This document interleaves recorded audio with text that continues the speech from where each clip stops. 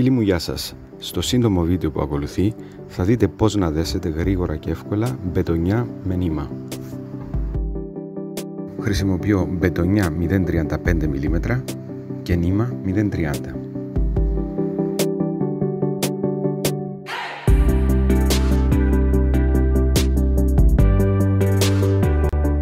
Με τον κόμπο αυτό μπορούμε να ενώσουμε δύο μπετονιές μονοφίλαμεν διαφορετικού διαμετρήματος ή μονοφίλαμεν με φλουροκάρπον.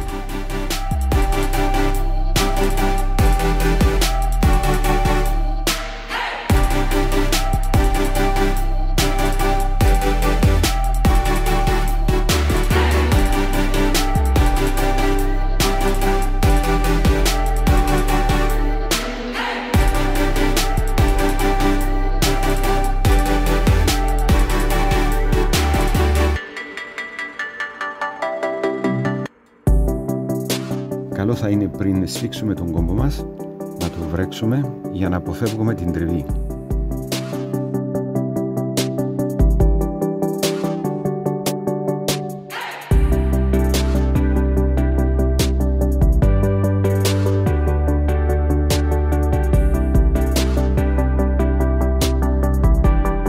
Ο κόμπος Albright είναι ένας κόμπος με μεγάλες αντοχές και μπορεί να χρησιμοποιηθεί σε όλες τις τεχνικές ψαρέματος.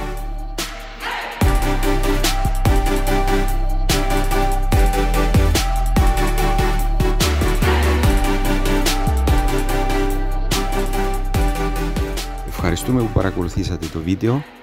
Αν το βρήκατε ενδιαφέρον, κάντε like και εγγραφή στο κανάλι.